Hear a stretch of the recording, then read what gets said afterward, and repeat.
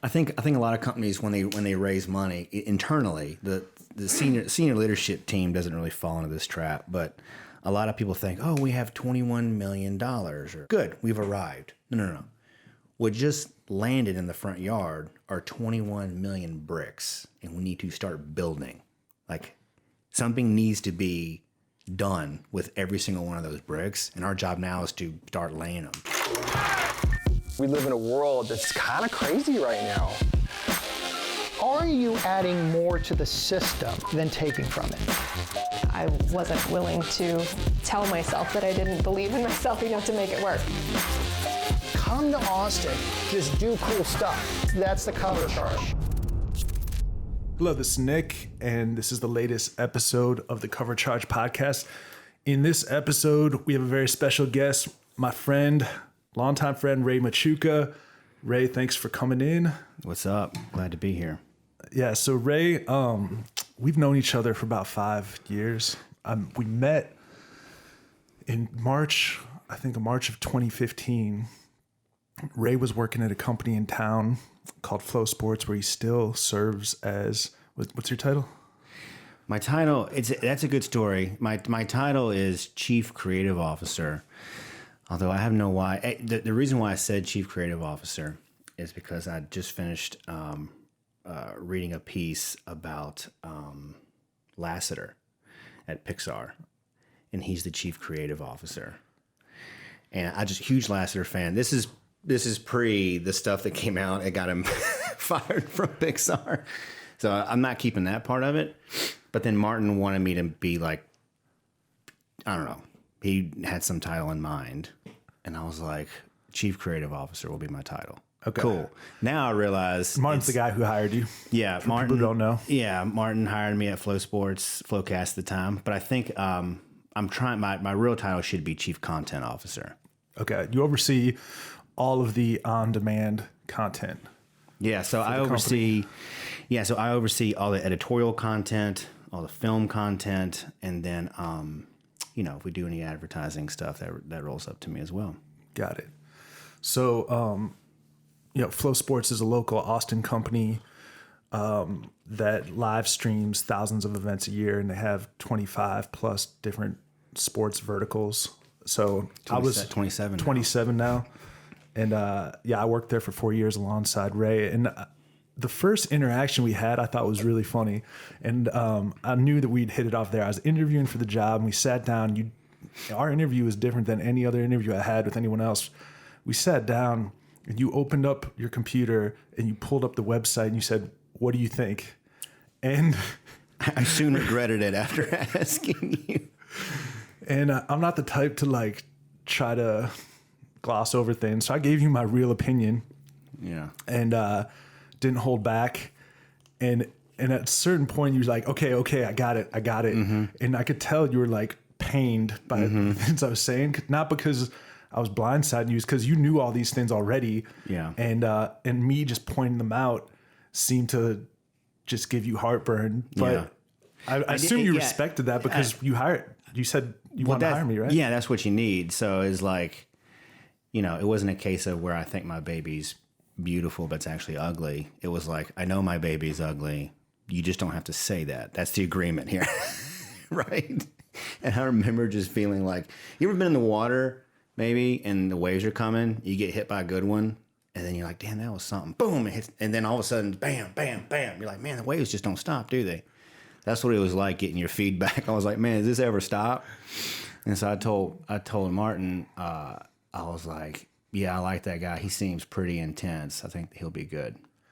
Yeah, it worked out, man. You were my closest friend working at Flo. It's funny. We used to talk to each other, and we'd be like, all right, triple cone of silence. Yeah. For things that we wanted to keep to ourselves. The cones are not going to be invoked in this conversation. Of course obviously, not. Being a podcast. Okay, got it. Of course not.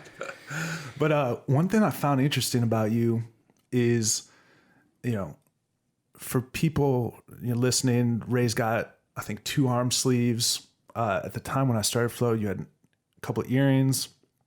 You're very expressive, very artistic, creative, but you come from a military background, And so I thought that was kind of interesting, how like a paradox that, you know, I went to military school from 7th through 12th grade in Minnesota, and, you know, it just felt like my individualism was kind of getting sucked out in that military environment.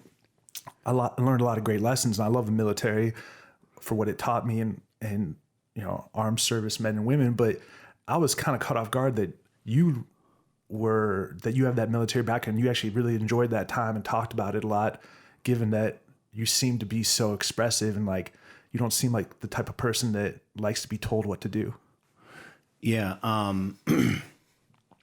Yeah, it's good. So, you know, one, you can probably, your listeners, I don't know who's going to be listening to this possibly, but, you know, they probably hear my Southern accent coming through. It drives me crazy. But yeah, so, you know, just being from the South, I had just a lot of military people in my family. And so it wasn't very odd to me. Even my stepdad was in the Navy. My oldest uncle was in Vietnam. My dad was in the Army. My grandfather was in the Air Force. It was just like on and on and on and on. And so it really wasn't a big deal. But I that just seemed like a normal thing, and it seemed like a cool thing to do. You know, I looked at it as like a cool, different thing, you know, as just another experience. And so, yeah, I don't know if you talked to me when I did serve in Afghanistan. I think if you talked to me then, I wouldn't be as enthusiastic about my experience. But it's like a lot of things, the further you get from it, the more fond you are, maybe perhaps you for your military school, right? Yeah. Like the further you get away, the dark spots get a little brighter, you know? But yeah, I guess that is a little different. And so many people out there today will say they support the armed services. They respect the armed services. They're so thankful. But, you know, service is down. Yeah. I love it, but they don't want to do it. Yeah. You know, like there's 10 people in my office who all they talk about is the military and how cool it is. They never did it. Right. Yep. And so now, just so everyone knows, I was in the Guard. I don't want to come off like I'm some sort of, you know, badass. I'm not. I was in the Guard, and I just did my things. I thought it'd be a cool experience. I get some free college, and then I wasn't into it for 6 months, and 9/11 happened, and I ended up serving in Afghanistan for like 9 months. And when I was there for the 1 year anniversary for a year or 9 months, and I was very lucky. There's plenty of cool stories, interesting stories, but I was very fortunate to, like, you know, it was not a big deal. I would not want to go during other times, certainly. Sure. Tell the minesweeping story. I think that's my favorite one. Which one? When you were sweeping for mines and there was an explosion not that far away from you. Oh. So yeah, I wasn't I wasn't sweeping for mines. I think this one I'm mentioning is, so we were, one of our main things there. So we were in Bagram, Afghanistan. And so we were the first people there, and our duty was basically to build the base, specifically like launch pads, helicopter launch pads, and put up, HESCO walls, which are like, think of a giant refrigerator box that's collapsible and expands. You fill it with dirt. We put up all the perimeter walls and then put up, towers on top of it. And so we were out there clearing and making helipads. And so the area had been, how it works is they go in first with, a hydrema, which flails the ground. Then they go back in with like dogs. That's number 2. Then they'll go in and they'll flail it with hydrema machines. Then they'll go in with like metal detecting equipment. Then they'll go in with dogs. So all that's been done. And now we're out there thinking we're cool. We're just walking around. And I was on a bulldozer, a heavily plated bulldozer, and sort of having lunch or whatever. And my buddy, I think his last name may have been Holmes. He was not 15 feet from me, turning his dozer, and he just turned the dozer. And then he went over a mine and just shot out. It wasn't like an anti-tank mine. It'd have been really bad for both of us, but it was small. But we've been out there for weeks, gone through all these things, and we're literally feet up. I'm like eating canned peaches, not a care in the world, And then, it goes off, and then we're like, you don't even know do I get off the dozer? I don't know what we're supposed to do. It's like, what other equipment can we bring out here? It's like, we've done everything and there's still stuff in the ground. So that was, yeah. Did you feel the shock? Like it was like right next to you, or was it? It was small. It was small, but it goes up the dirt. Like, you know, if you like shot a shotgun into dirt, it was like that. It was big enough to where it would take off your leg, but it was not so big to where any tank mine would like take a dozer off the ground. You know, they'll destroy a tank. Yep. So that would have been catastrophic for just anyone in the vicinity. But luckily it was just enough to, you know, but he was on top of it with a bulldozer and it just popped out the side. But it was quite alarming. Yeah. Right.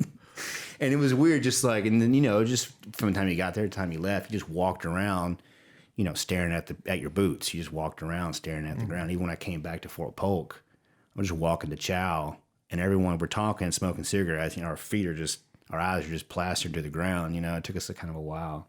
Was that the closest call you ever had?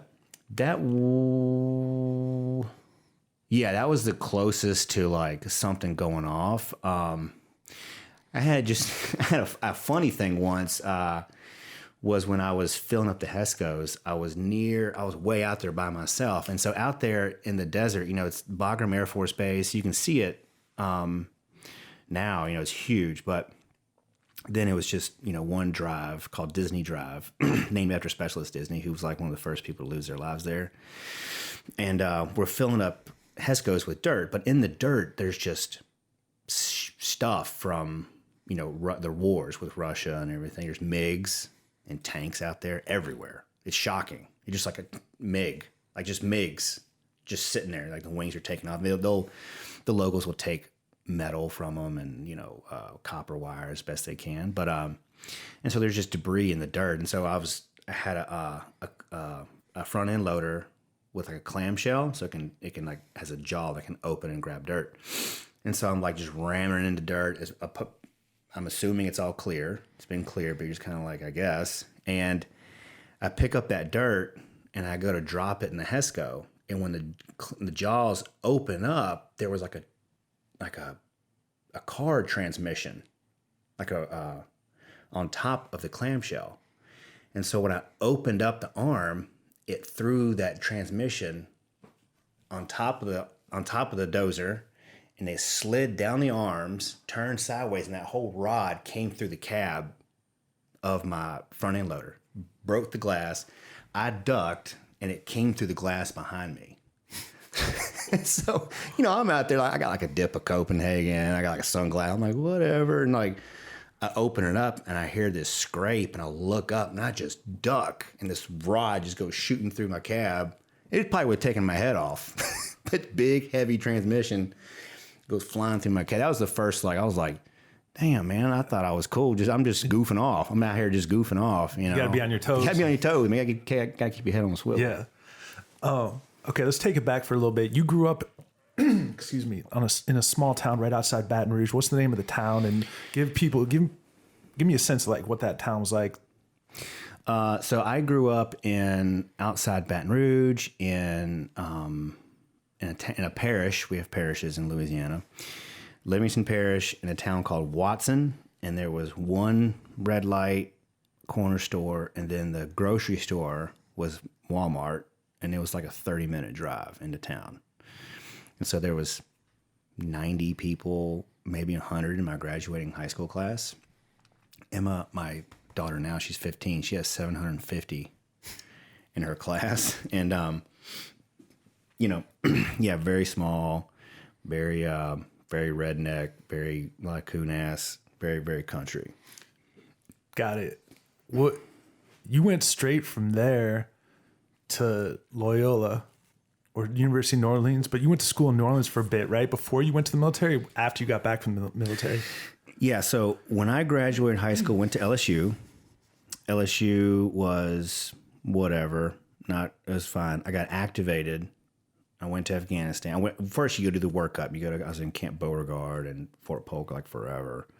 Then you go to Afghanistan and you come home. And so I was just like, I don't want to go to LSU.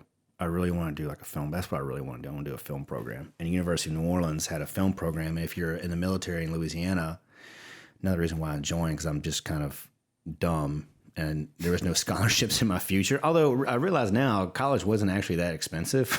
My mom made me think it was like every semester you were basically buying a car. That's how she kind of put it in my head. So if you join the military in Louisiana, you get free college tuition. And so I had free college tuition at any public university. So UNO has a really good film program. I think they still do. And so when I got back, I transferred to University of New Orleans and enrolled in their film program. From an early age, you were just obsessed with movies, right? Yeah, I think, man, I don't know what it was, but my grandma was, I'd spend summers with my grandma, and she was, kind of an outlaw. She had 2 VCRs, so she would record all these. We'd rent movies and record them. And she had a room about the size of your office, just stacked with every movie she'd ever rented.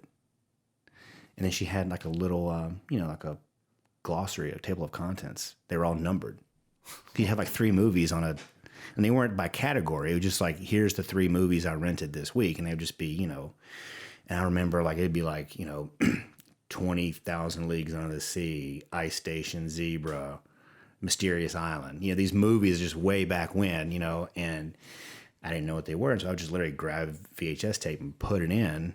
And when I'd spend the summers with my grandmother, and she'd be at work and I'd be at home just watching movies nonstop. And I think my parents thought I was just lazy. Maybe I was, but I would just be fascinated with what was going on. I wanted to be there more than anything. I just wanted to, I wanted to see it. I wanted to get closer to it. I remember just memorizing. I watch movies now that I saw. I rented Mysterious Island last weekend and watched it with Mazzy, my youngest. And I just knew all these lines. And there was actually scenes where I remember as a kid mimicking scenes to my parents and getting in trouble. Like there was a scene where this guy, he finds a map and he snaps his finger and waves to the guy to give him the map. I remember being at the dinner table with my parents when I got back from Texas. And my mom had mashed potatoes. I kind of snapped my finger, hey, hand it here. And my dad jumped up to me to the bedroom, whooped my ass, for snapping at my mother. But I was I didn't know that was a thing. I would just I would really just watch it and I would just be fascinated with the whole thing. And even to this day, that's kind of how I am. Last night, Lily came in the room and I'm watching A Serious Man, Coen Brothers movie for the 5th time this week. She's like, why are you watching this? Why is this on again? I didn't know what to say besides I just hit play again. I don't know why I'm watching it again. But yeah, it's I think it's important. I think finding something that people will do compulsively is that's the easiest path to, you're not going to make somebody. If Emma's interested, Emma, my daughter, had this fascination with slime. I pray you'll be spared from it. No, I'm already seeing it with mine. Yeah, Emma got into the slime thing, and we didn't chide her about it or don't do that. I mean, we got mad because it'd be all over the place. But the more she's into it, the more we just brought her to the store and buy her more glue. I want some with beads. I want to see if I can. Okay, fine. It was just I bought her she wanted to take photos of it. So I bought her a little setup and I set up a light, like a lampshade in her closet, little studio space to shoot her slime and stuff. And she wanted to mail it to Slimers in the community to get them to rate it, And so we just, okay, fine. It's just what she wants to do. Because I can try to make her interested in math, which doesn't seem to be in our future. Or I can tell her that when she gets into something, you should get into it and enjoy that because that's the deal. Yep. That's basically what the deal is. And yep. So today, and I'll tell Lily this all the time, if she's struggling with the subject, I think I'm not worried because I remember the slime. And there's something when she got curious, she figured it out. And so I remember her saying once, she goes, "I'm really glad that I didn't mail that slime to that Slimer for a review." They had 1 million followers. And my wife says, "Why is that?" "Well, because I saw that they gave this Slimer a bad review, and I think it traveled a long way, and I think it's set up. the slime got hard in travel. Oh yeah. And so I think I would have gotten a bad review because it would have been different. But Yeah. I'm like, damn, okay. Like she's like peeling back the layers on this whole. So it's just like she'll bump into something eventually that she's into, and then she'll figure it out. Yeah. And it's kind of ridiculous to think she's going to figure it out in Bowie High School, and it's unrealistic also to think she's going to figure it out in college. It takes a long time. But you figured it out early that you were into movies, and then just to fast forward a little bit, you're at the University of New Orleans. I believe it's pronounced New Orleans. Nolans, whatever. You can say Nolans. I'm from Minnesota. Nolans. Did you finish there, or did you leave and talk about that, and then you started your own little film business production company, right? Yeah. So there in college, I don't know. Nothing against them. I just don't know how suited I am for a classroom setting. And I wanted to make money. And I wanted to do the thing. And, there's a lot of talking about the thing. And when you do make the thing, it's kind of like, it's not the same. And so what I did was I looked around my class and I found who are the couple of the smartest, most badass dudes in here. And there's two guys, Sam Macaluso and Shung Lee. And I was like, those two guys are really talented. And I just started hanging out with those guys. And we actually ended up working on a film together. And then I said, hey, why don't we start a little production company and start doing like content? And I just said, okay, whatever. And they were like, whatever. And sure enough, I found a client and I went and pitched them on a sales DVD to do a piece on them. And they can, instead of mailing someone a brochure, they were a caterer, like the biggest caterer in Baton Rouge. Instead of mailing someone a brochure, they can mail someone a DVD and get a real sense of the company and blah, blah, blah, blah, blah. And it was really funny because they were like, well, you've never done this. We've never done this. And my attitude was like, how hard can it be? It's not that hard. And if you shoot something that sucks, you just shoot it again, whatever. And I think that attitude is like, that's not the scholastic attitude. The scholastic attitude is like, you have your idea and you take your shot and you have your grade and that's what it is. And that's not how it is. Like, it really is like a process. And it's sort of like, you need to do your best to like not waste money and have your thoughts on paper. And like, when you get good at it, hopefully you'll get there faster. But it's just like, we just got to go do it. What questions do we ask? We didn't really know. Well, ask all of them. It's basically what you do, right? And like, we use this shot, that shot sucks. Okay, we have to go shoot that again. That kind of thing. And so we literally Sam had his dad bought him a camera. We set up lights in our kitchen, made a demo reel. And then I literally went to Best Buy, bought a DVD printer, something that would print labels on a DVD, bought blank DVDs. We cut it. We brought other people into the company so we could use their stuff in our demo, right? Made that DVD, made our business cards. I went and bought a DVD player and jumped in the car, drove to Baton Rouge, Unique Cuisine, Susan Strange, awesome woman, pitched her, and she was like, okay. And so I got on the phone. What was the name of your company? Switch Pictures. And so they were like, whatever, dude. And we did all that, did it one day. All that. I drove to Baton Rouge in the morning, pitched her in the morning, came back with a $5,000 check deposit, And they were like, holy shit. What'd you say? Tell me. And I was like, I don't know. I kind of just blacked out. Just like, I don't know. Like Will Ferrell in Old School? Yeah, it's just like, but I think, and this is a lesson I've taken to my meetings today, is like, it's important to fuss over what you're going to say. You should know. But it's really how you say it. And I think she could just tell that you're eager. We're eager, enthusiastic. Yeah. She knew what good looked like because she's a successful woman. This was good. We were enthusiastic. I was authentic. I wasn't trying to sound all fancy. I was just like, we want to do this. We want to make content. Here's proof. I think this would be awesome for you. And she did it. And we really screwed up the first print of DVDs because we had a misspelling in like we're using software. There's a misspelling, a huge disaster. And we presented to her the final product, and there was like a huge misspelling. I was like, oh shit. But anyway, it wasn't without its bumps, obviously. But what during that time, what's going on in your personal life? Well, at the time, things were good. I had I was we had my now wife and I had a little baby, and we were living in Baton Rouge. I was commuting to University of New Orleans. Everything was good. Everything was good. It's gone up and down, but yeah, it was. I think another thing that helped me was like I had a chirping bird at the house. I'm like, dude, I ain't got time for fucking classes. We got to go, right? And then, when Katrina hit, I had tons of more work, and I ended up getting more and more and more and more and more work until finally I was like working full time. And then I had one class to take. I woke up like in a panic one night. Oh my God, I'm not going to be a college graduate. But both of my parents were high school dropouts. And so I was like, oh my God. So I like took this class and got my degree, like 2 years. I was like working with a house and a car. Yep.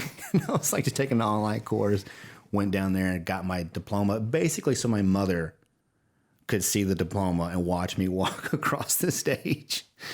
But yeah. Barely made it. Barely made it. At what point were you like, all right, I'm going to go to New York and really try to make a career for myself in New York? Talk about like the paths that led you to that, because there's a great anecdote I want to get to in the New York story. Okay. There's a lot to unpack in there. So I guess, I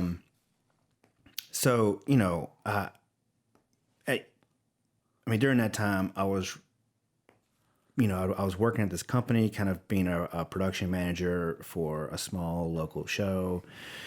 And, with 07, 08 economic stuff, I lost that job. I got another job in an ad agency that I was like super jacked for. I was like directing and editing and doing a lot of After Effects, and I was so excited to be there.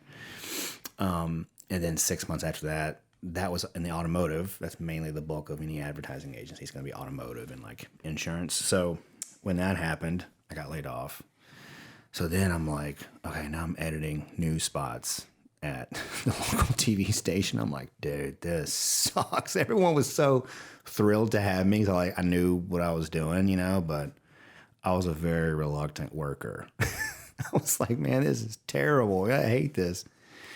And then sure enough, I got laid off from that job. And so I got laid off 3 times in 2 years. I was going to lose my house and lose my car. And I was about to get a job, reach out to some people I knew to see if I could get a job at a plant in Baton Rouge.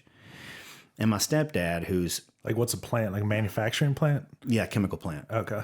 You go into Baton Rouge and it just looks like, it's like petrochemicals. Yeah, it looks like Blade Runner. It's just like, furnaces and fire, and it's it smells terrific. And so I was like, I'm gonna get a job in a plant. And my dad told me, he goes, you're going to do all that for this house? It was a shitty house, outside Baton Rouge. Your house is really nice. Don't think that this is the house I was living in. It was like a starter home, like $120,000 plot home. You're going to do all that for this? And he's kind of like looking around the room. And I was like, yeah. All of a sudden that seemed really stupid. I want to do content. Now I'm going to do all of this to save the house. That is silly. And so I literally bought a plane ticket, called my buddy up, Shung Lee. And I think that's really the strength, the wisdom of going to college. Unless you're going to be an accountant or a surgeon. If you're going to do the creative arts or something like that, you need to get out there and do it. If my daughter told me I want to be a photographer, I wouldn't care if she graduated high school. If I knew that's what she really wanted to do. It's like, go shoot photography. That's the only thing that counts. That's the only thing. And so my dad told me, and so I had these contacts because of going to UNO, and I called up my buddy Shung Lee, and he was in New York. He said, yeah, man, come up here. And, he was doing web work in New York. And so naturally, that's what I started doing when I went up there. And I was just trying to I was also, I've struggled with like sobriety and other issues like that. And I was just like really struggling. I've lost my job. And I lost the jobs through no fault of my own, miraculously. I don't know if that shows just like a real lack of, oversight by my employers, or I'm just that brilliant. I think it's lack of oversight.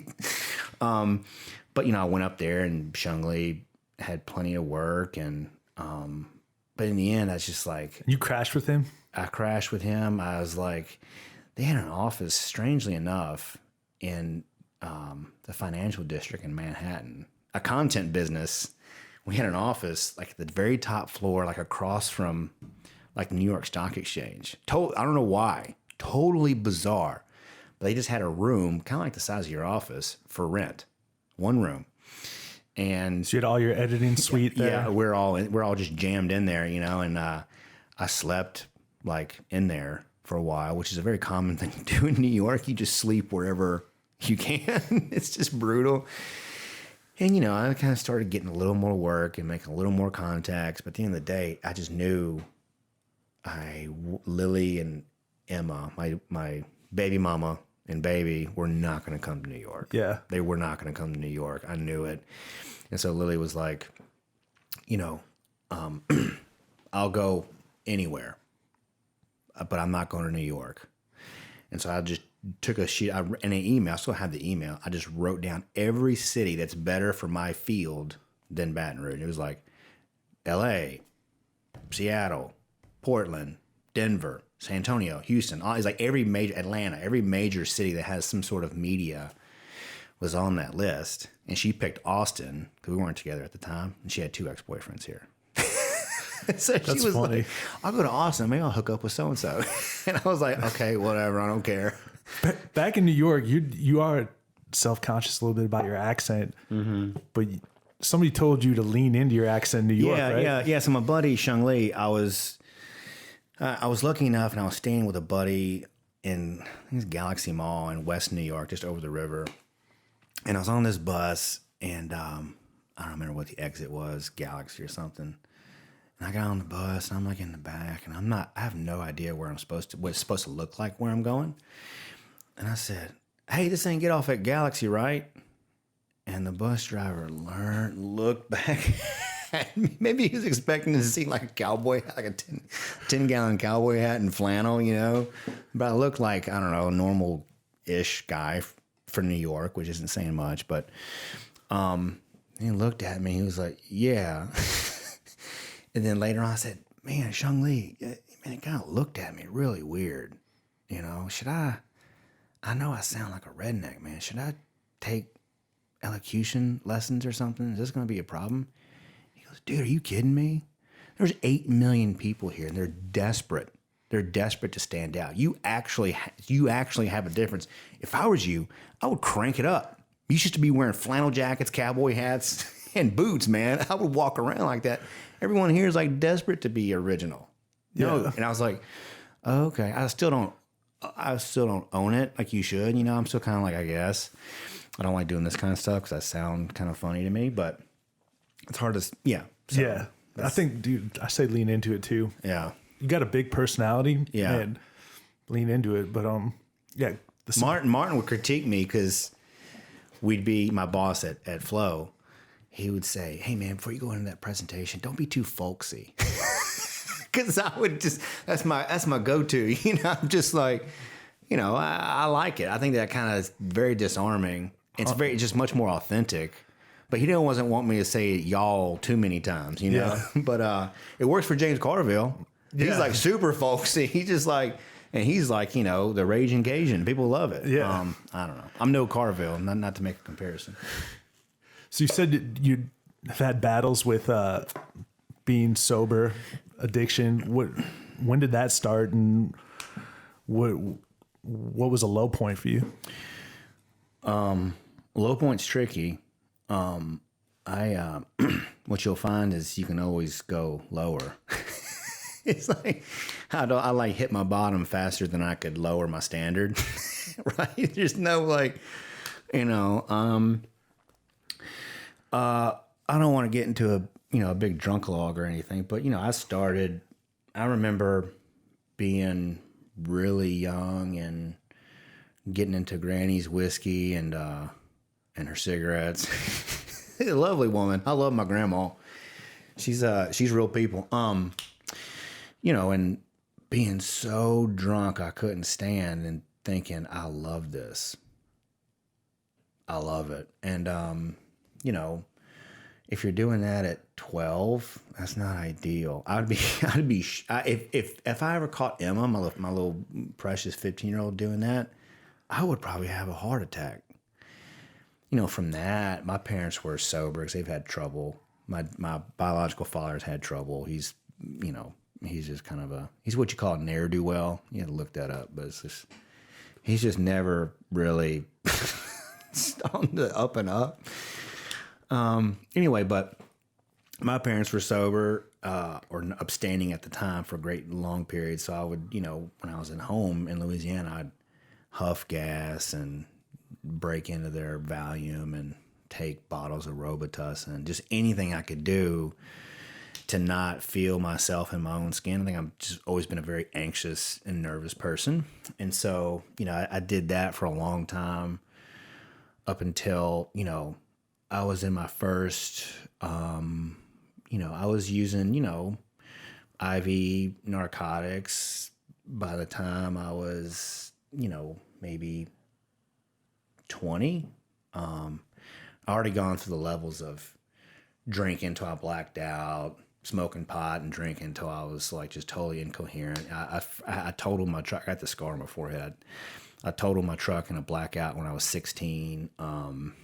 Just that kind of stuff. And so I say just that kind of stuff like everyone understands. But oh God, typical. Yeah, typical. But then when I was 20, I was, put in my first psych place. And then from there I was moved to an inpatient, then did outpatient, sober for a short time, then ended up Lily and I were engaged and just kind of went through this cycle forever, basically until I moved to Austin, and it got to where in Baton Rouge where I couldn't go to a McDonald's.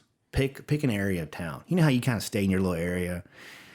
I would just you literally could draw a giant circle around Baton Rouge, and there was no place where I hadn't ran off the road drunk or pulled in to shoot dope or bought drugs over here or, just there's no AA meeting I could go to that I hadn't walked in loaded. There was no person I knew in AA or my sobriety little circle that didn't know what a fuck up I was. It was it was brutal. It gotten to the point where I remember thinking, and I told some friends this, I wonder if I should maybe not be alive anymore, because I'm worried when Emma starts becoming conscious of her parents, I'll just be a bad example. And at least if I disappear right now, I'll just be a fantasy. I'll be this great father. That would be more poignant than her watching. Because that was me trying was the same thing every night. Just the same. And so I moved to Austin. I was just man, I don't want to do this anymore. And just went to some meetings and found a group of men that really I respected, and just, man, I don't know what it was, but I got sober. So I've been sober for 10 years. Congrats. Yeah. Is it, does it get easier over time? Yeah. It has to. You couldn't do it. I remember thinking okay, you see these slogans, one day at a time, one day at a time. And there's a time when I was one day at a time, one day at a time. But one day at a time is hell. That's my description of hell. Wanting to just get through this one day, that's hell. That's Groundhog Day. And so my whole mindset was that's the goal, is one day. It's kind of a bizarre thing, It's no, that sounds disastrous. But once you really start turning the corner on this stuff, and there's a whole, I have to be it'd take a philosopher to explain it, I guess. But once you start turning the corner, it's not one day at a time. It's I'm never going to do this again, period. That's what I know, so. Do you still go to meetings? Yeah, I stopped going to meetings. Basically no. I went to a meeting a couple weeks ago, and before that, I hadn't gone to a meeting in a couple years. It's mainly because I'm lazy, but mainly because I guess the main reasons are ungrateful and lazy. But my third reason is that my office moved, and it's just brutal to get to a noon meeting, and it's just life stuff. But Yeah. So you moved to Austin. You're able to get sober. You're not together with Lily at the time, but you're getting your career going in Austin. Talk about that period, and if you don't mind sharing, you at one point you declared bankruptcy, right? Yeah. So when I finally got sober, I was sober for a little while, and I was living with my baby mama, and which is bizarre. We're not together. We wanted to move to Austin, and if we had to save money up on our own and get 2 houses and move, we would have never done it. So here's what we're gonna do: we're gonna move in this apartment for a year, use that to establish ourselves, and then whatever. And so moved living with my baby mama, and I started getting sobriety. I started I wasn't white knuckling it. Anytime I've ever wanted to drink or do drugs, that's what I've done. I don't not do it when I want to do it. Does that make sense? There's no I really want to drink, but I'm not going to. Nope, doesn't work. That's bull. Then you don't want to drink. That's what that means, right? And so I started I just felt really different. And all of a sudden I was like, man, this isn't healthy. I need to get out of here. And so I moved into a 500 square foot apartment that was just, to this day, Emma, she was really young at the time, she'll refer to it as Daddy's Hotel. That's how small it was, 500 square feet, just roach infested. And I was living there, sanding cabinets for some friends. Never been happier in my life. I got to where I remember Lily coming over needing money because she was struggling with her own issues at the time. And I had $200 in my checking account. She needed $100 for groceries, and I gave it to her. In my mind, I was like, I don't care. There's nothing you could take from me. I was like, oh, good, I'm down to my last 100. It's what? What's going to happen? Nothing. And so I would go to Randall's and buy beans and sausage and rice. Okay, whatever. I don't care. And that was the first time I experienced freedom. I'm terrified of failure. Well, this is what failure looks like. It's $400 a month apartment. You're eating beans and rice and sausage, but there's still a swimming pool, and my daughter's with me every other week. This is pretty good. Austin's nice. You go to the park, and I was like, man, I've been so afraid of failing over this. This is nothing, right? And so that attitude allowed me to kind of consider that maybe I could get somewhere. If failing just looks like this, then that means nothing. I don't care. And so I started, I had some content. And so we entered a music video we'd made into South by Southwest. I got accepted.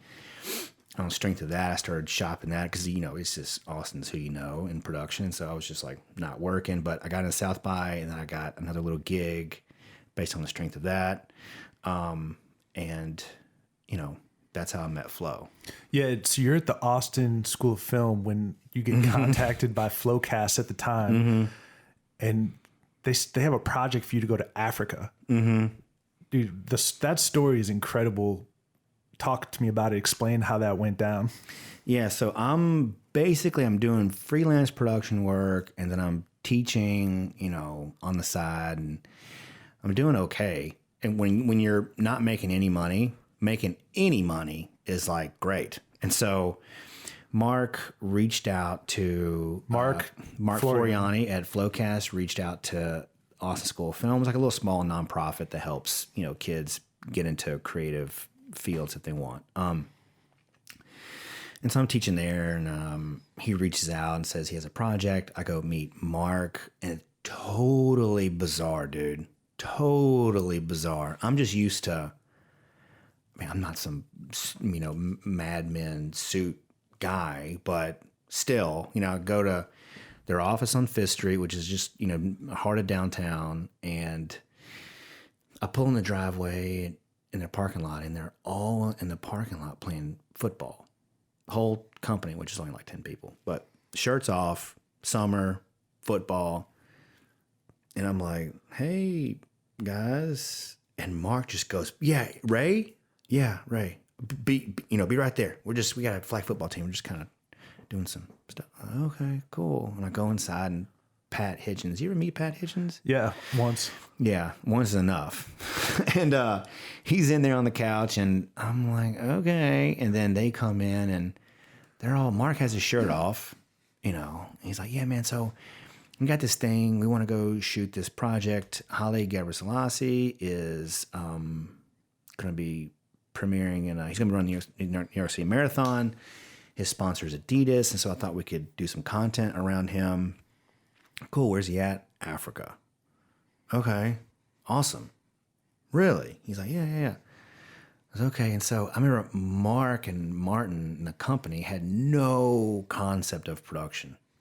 I'm not like Roger Deakin. I'm not some huge expert, right? I'm not like, I don't know everything. I know just a little bit, especially in the world of production. I know a little bit, but it was like, I know way more than anyone there. And I'm like, okay, cool. What? And just all the details, he had no idea. Like, where's he going to be in Africa? Probably the capital, Addis Ababa.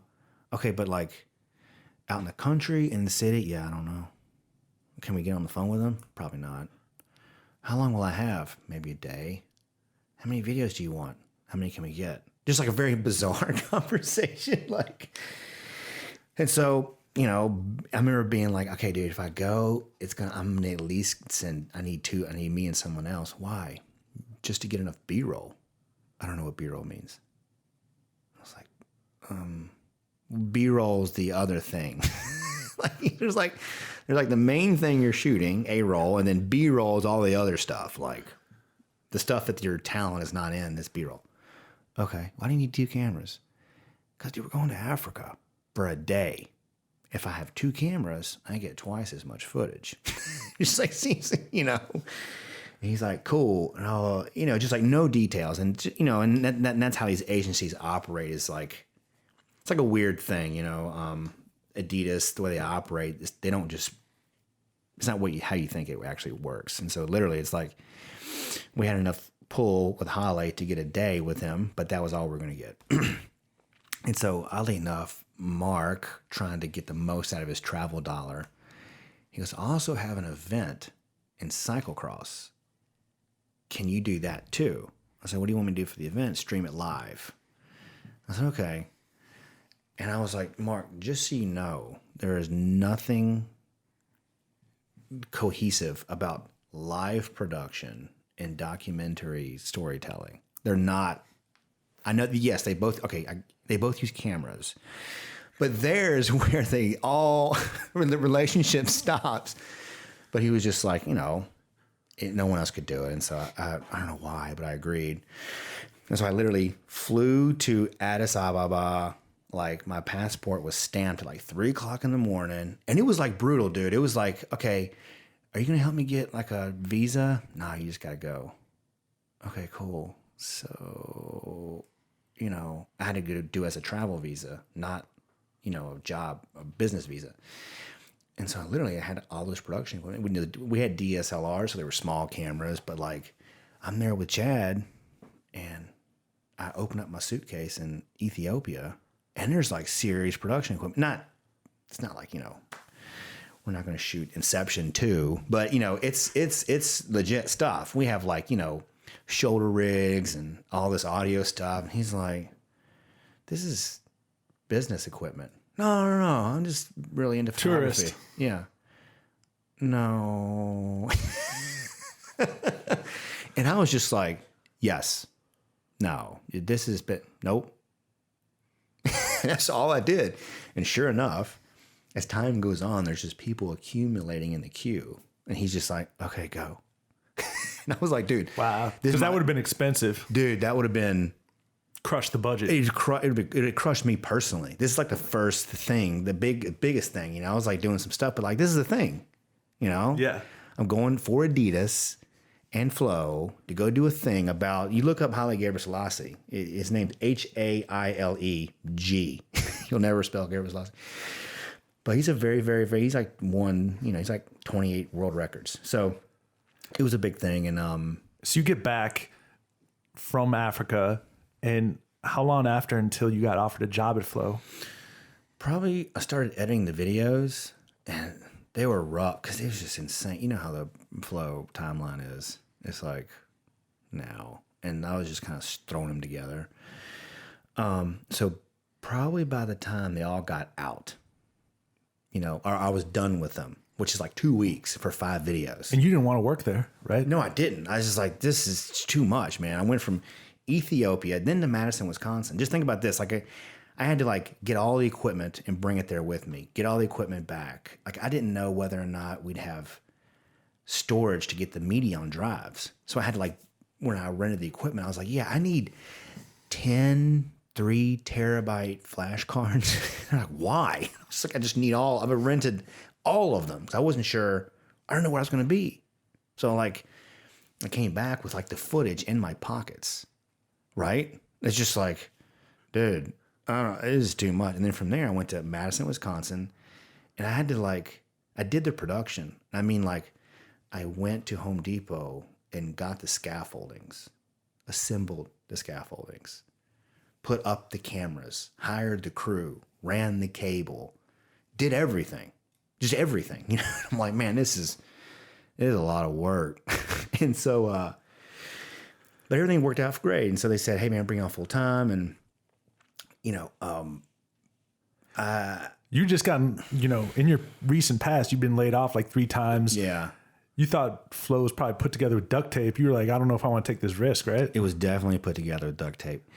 And the reason why I stayed is something Mark said. And it's always sort of embarrassing when I tell the story, but like I said, they weren't offering me a lot of money. It was like nothing, but it was steady, and I had insurance, and I had Emma, and basically it came down to, I was like, Mark, I've done the what's it called? The startup thing before. It never really works out great. And Martin was in the room at this point. And Mark says, Martin, Ray's had some bad startup experiences, blah, blah, blah. Martin goes, we're not a startup. I was like, dude, if you don't think you're a startup, you are fucking high. Like, this is a startup as it gets, dude. You don't know what you're doing. And so we exited that room, and I'm talking to Mark later. And I said, man, I just don't know, man. I kind of got a thing now, and I got some freelance. I got, I'm fine. 400 square foot apartment. That's cool. I like insurance. That'd be great. Something a little more steady, but man, I don't really care. And how do I know it's going to pan out? He said, we can give you options. I don't know it's going to pan out. And he goes, man, you just got to believe. And I was sort of embarrassed that he would say that, like, I don't think you're supposed to say that in a professional environment. Right? It's just a very strange sentence to say. Man, he said it's dead-faced. You just got to believe.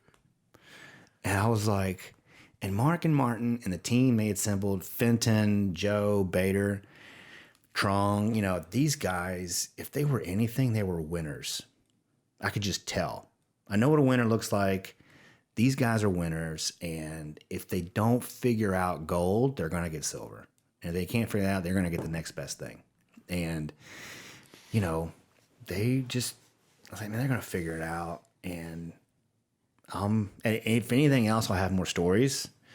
And so maybe I'll get to go back to Africa. For the record, I've never been back. I never basically did any content ever again. I actually took the job, so I thought I'd have insurance and I'd get a lot more reps because I wanted to do more content.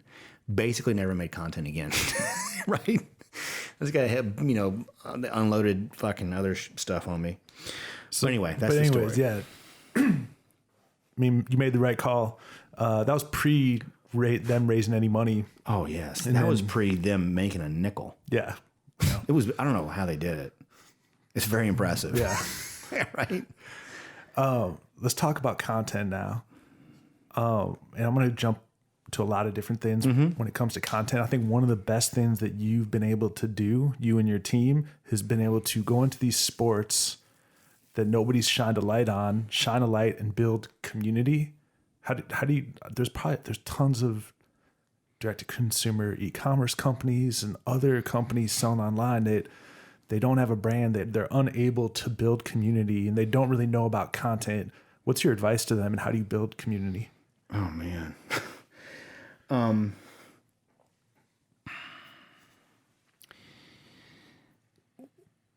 Well, that's a good question.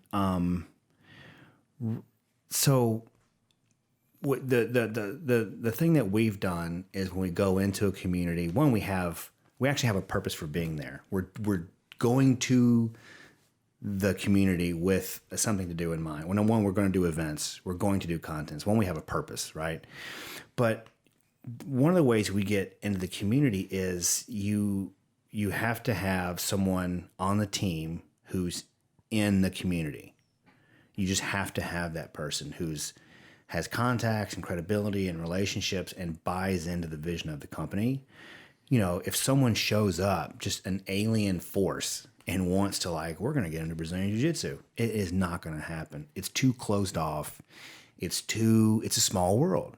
You know, I have experienced that from when I was in Austin. I moved into Austin trying to get into production. Not going to happen unless you're like some A-list celebrity who wants to get involved and all. And so, you know, when I got to Austin, I started doing content and working with people. And then all of a sudden I worked with other people and I got their credibility, and then stuff started coming to me. So we have the same approach. You know, we have to have subject matter experts who have credibility. And then what we do is we pair them. So our purpose is to, you know, hype up events and then engage subscribers with content. That's the purpose. Our whole vision is that, you know, underserved sports finally get all the love they could ever want, right? And so that's what we do. When we first go into a sport, we have to find the people who are willing to buy into, who are already doing that. They're already, like Hal for Flow Grappling, you know, he was already had a website. He was already creating content. He had moved to Brazil to do content and study jiu-jitsu. And so that's a guy who's already kind of doing it. And so my job is to find those people, assemble that team, and give them the resources, pair that enthusiasm with someone who actually knows how to tell stories. And that's where the sauce happens, right? So Mark Floriani, a very similar story. Mark wanted to bring more cool content to track. Why can't track be the coolest sport in the country, right? And so, in fact, when I took the job, I was like, man, I'm not some big sports guy. I'm just not. And I told Mark that. I said, man, I'm not some big sports guy, dude. I don't know anything about track, wrestling, gymnastics, cycling, or swimming, or sailing. We were in sailing at the time. And Mark said, perfect. I don't need any more sports people, right? What I need is people who know how to tell stories. And so we will get the sports people and we will pair them with content people. And together we will make something authentic. And so, you know, they were sort of ahead of their time in that regard. You know, it was like doing, you know, creator content from the perspective of these sports. And so, long story short, you know, you have to have credibility in the community. That usually comes with someone who's already doing it, and then giving them the creative resources to do more of that is kind of how we do it. So yeah, does that make sense? I think the one part of your story you're sort of selling short is the storytelling aspect. The storytelling in the content that y'all create, I think. Well, that's what I mean though. So like, you know, we'll take Bader with wrestling and my content team. Bader is an expert. He knows the Mark Perry story. He just knows Mark Perry's so cool. You know, that guy, he went against, you know, his uncle and with Iowa against Oklahoma State and whatever, right? But he doesn't know how to tell that story. He just knows it's this really cool thing, right? And so he brings that to us. If you're an outsider, if I'm just searching for stories on the internet, you are just never going to, it is going to be hard to find that story, right? And it's going to be hard to do it authentically without Bader as a subject matter expert in the sport. Yep. And so that's the juice is like, well, Pairing the two. Yeah, pairing the two, right? And so oftentimes what happens is there's a lot of services online where you can buy stories, right? We're trying to build community in wrestling, we're trying to build community in, grappling. Oftentimes what happens is if you're a storyteller, big S storyteller, and you went to some big fancy pants film school, and your main thing is to like impress your other film school friends, right? Where I'm not trying to impress anybody, I'm trying to impress the wrestlers. And so I'm trying to be authentic to the story. And you've seen this. We'll play it for the wrestlers, and the wrestlers will say, yeah, you can't show that shot because he doesn't finish it. That's a bad shot. That's not good. Everyone knows what a touchdown looks like. Guy stretches out, catches the ball over the line. But, you don't know what that is for wrestling. I remember Martin on my ass about Terry. He's like, Terry's a documentary we did. He says, when Terry's turning on Kendall Cross like that, you cut. You're cutting before the thing. And I was like, well, what's the thing? That's the thing. Don't cut there, right? And so pairing really talented filmmakers with experts who actually know the thing, and knowing what are details we need to include and what are details we can leave out. 'Cause sometimes they'll want everything in there, but so that's the... Outside, looking externally, when you see content that other brands create, and I'm talking not commercials per se, but like storytelling, where do you think brands make the biggest mistakes?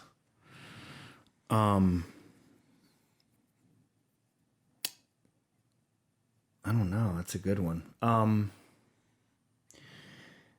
I think brands probably make the biggest mistake when they try to do too many things. They're trying to be, I see brands out there who are trying to be, I'll use us for an example, like what are we doing and when are you trying to do too much? So too many brands try to be e-commerce. They try to build a brand. They try to do, they're trying to build companies out there are trying to be a media site and a merchandising site and an events platform and a thing and an ad and a PR. And they're trying to do all the things instead of doing the thing that has the most impact for the community or for, their purpose. The story I like to use is Steve Jobs with Apple. When I was at UNO late in the late 90s, early 2000s, you get on the Apple website and they'd sell like a flea market. You had cameras and lenses and everything. I remember you could buy headphones and speakers. And when Steve Jobs took over, he was like, "No, we don't even do this shit good. Let's do the one thing we're gonna do. We're gonna do computers. Done." Right? It's like all of a sudden overnight, all that other stuff fell off Apple.com. All of a sudden now, just like, wait a minute, man, I was going to buy that Canon, whatever. It's gone now, right? And so honing in on that and doing that one thing well, I think is what brands should do. Yep. All right, you have a bunch of sayings that I love that I wrote down. I'm going to go through them one by one, and I want you to just describe what it means. And man, this feels like a test. No, this is good. All right, gussy it up. Gussy it up. Give it a what for. Now, gussy it up means needs a little love. Got to gussy it up a little bit, Context? I don't know. Did I say something specifically? Like if somebody shows you a video, you're like, oh, gussy it up. Yeah, you can gussy it up a little bit. So for instance, just yesterday, Christian sent me his content plan, and it's like paragraph and then like just a bulleted list. It's just a title, bulleted list. Title, bulleted list. I said, man, you got to gussy this up a little bit. Give me a little something here. It's like, so you need to gussy it up, you make it shorter, put some color effects on it, do something, gussy it up, gussy yourself up a little bit. Salt and pepper. So it's real similar to gussy it up. I think usually I use salt and pepper as in just give me the facts. I say, don't put no salt and pepper on it. That's usually what I say. Just give it to me straight. I need usually from sales. in partner success, don't put no salt and pepper on it. Just give it to me straight. What did the client say? Don't tell me what you think they said. Give me the words. No salt and pepper. Lickety split skis. Lickety split skis? That usually means you're fucking late. And hurry up. After Flo raised the Series B round, you said 21.2 million bricks. Get to work. Yeah. So I think a lot of companies when they raise money internally, the senior leadership team doesn't really fall into this trap, but a lot of people think, oh, we have $21 million, or we've arrived. No. What just landed in the front yard are 21 million bricks, and we need to start building. Like, something needs to be done with every single one of those bricks, and our job now is to start laying them. And so it's actually like they don't give you the money for the job well done. It's like, this is a promise. You said you would do this if we gave you this, so now get going. And so it's important to get that mind frame in your employees. Yep. All right, last one's a direct quote. You texted me, dude, you ever want to get fired up? Put on Africa. Toto, bro. Song gets me fired up. Yeah, I remember, we had this, God, what was that chat, Google chat we had? Yeah. Solid gold, 80s gold. Yeah, there's a few people on that where we just shared songs from the 80s that we just loved. Yeah, random songs. So we listen to YouTube and like, man, every time Toto comes up, dude, I get fired up. That's a great song. Toto. Weezer did a remake of that. What? Yeah. Sounds just like the original. Shut up. YouTube it later. Dude, I'm going to have to. Okay, last thing on content, just to get back to that quick, is how do you codify good content? It's such a subjective thing. Yeah. Do you guys codify it, or do you think it's important for companies to, before they make investments in content, they codify what stands as good content so it reduces confusion? Yeah, I mean, it's tough. A lot of times what the code is are the people you hire to do it, right? Like, that's kind of what it is. Like, I used to, for all practical purposes, I am the code, right? That's my job, is to be the guy who, I know what good is, and I know what good for us is. And so that's like a really draconian way to put it. However, as best you can articulate what you mean. Like, and so for instance, for us, we want there always to be a sense of being there, a sense of presence. We want there to be, we're trying to be inspirational. I always say inspirational, not informational. People want to know the facts, they can Wikipedia it. We want to be inspired, right? And so, as best we can, we do try to codify those things with actual specific things you can point to. Like, I want a feeling of presence, and when I say that usually can be audio. It usually can be going longer on takes. You can hear the natural sound when you're in a room. One thing that drives me crazy is when you see in trailers or hype videos, they'll show stuff going on and you can't hear what's going on. Like, if it were me, a slow motion shot of someone catching a ball in football, you would always hear the crowd. Always, even if it's faint. But you'll notice, you'll see really badass photography and video, and you'll see guys playing basketball, but you won't hear it. You should always hear a squeak, always hear something that gives you a sense of presence. And so our whole thing is, where we stand out is like, since our communities are small, we're passion sports, they're diehard. You don't get into jiu-jitsu unless you're doing it. You don't just become a casual watcher. It's too complicated. So if you're doing it, then that means you know what it's like and you kind of want to be there. And so a sense of being there is what we're always going for. So you do that with sound, you do that with different moves. And so that's one of the things that's an example of how we can codify that kind of stuff. What are the top 1 to 2 metrics you look at to be like, okay, that's a good piece of content right there? Yeah. Usually it's if one, you should just feel something, period. Right. And some people they don't, I mean, it's a really hard thing. You have to know what good looks like. Some people do not know. They just don't know, you know? And so when you're laughing, it's just true. It's, I get people all the time to send me a piece. Hey man, this brand wants to work with us. Here's a piece they did. What do you think? And I'm like, oh my God, this is so terrible. There's someone out there who thinks this is, talking about our baby, right? There's someone out there who thinks this is money, right? So, you know, you have to know what good looks like, and that's just true. And if it's a hype video, you know, I should be excited. I should feel something. That's the thing. If I should laugh, and a good piece of content will do lots of those things. Right? Yep. Yeah. All right, taking it back, do you think, you know, let's say 5, 10, whatever, many years from now, post Flow, that you'll ever do film? That you'll go back to like the original passion point of you know, watching movies at your grandma's, that original like fire that was lit back then. Yeah. Do you want to direct films at some point? Is that? I don't think so. I mean, I would like to work in that field.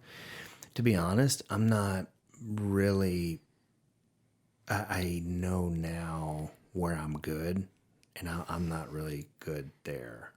That's not my, that doesn't say I don't want to be involved in maybe producing or at some level, sure. But back in the day, I wanted to like direct and write and actually make it. And that's not, you know, I talk to content creators all the time now. I'm like, man, I don't have it like that. It's like you say, you know, I want to be a professional athlete. And then all of a sudden you start doing it. You get to high school and get to college, like, oh my God, I'm terrible. Right? Yeah. That's not say you can't be successful, right? There's a lot of, it also doesn't say you can't be successful being a filmmaker. There's a lot of shit movies out there. But, you know, I think where I'm really good is finding talent and putting teams together and creating an environment where creativity can happen. I think that's where I am the best. And so whether that be, and that makes me happy. I feel like when I find a good editor, a good shooter, or a good, you know, even writer, even though I don't really find many of them, but, you know, that makes me feel like I'm winning, is finding those precious creators. I think it's because I wish I was better than I was. But like finding them, collecting them, giving them time and space to refine their chops is like really rewarding for me. And so I take a lot of pride in the fact that I have some people on my team who are, I don't say this to brag, but they are world class, fucking period. You know, they're the thing. And so they got that good because we know what good looks like, and then we give them tons of reps. While we're doing this podcast, you know, it's just reps. You know, you got to do a lot of it. So letting people be in the chair and get good at it is really rewarding for me. And I'm 40 years old, dude. It is a hustle, which is young, but it's a hustle. We live in a world that's kind of crazy right now. Are you adding more to the system than taking from it? I wasn't willing to tell myself that I didn't believe in myself enough to make it work. Come to Austin, just do cool stuff. That's the cover.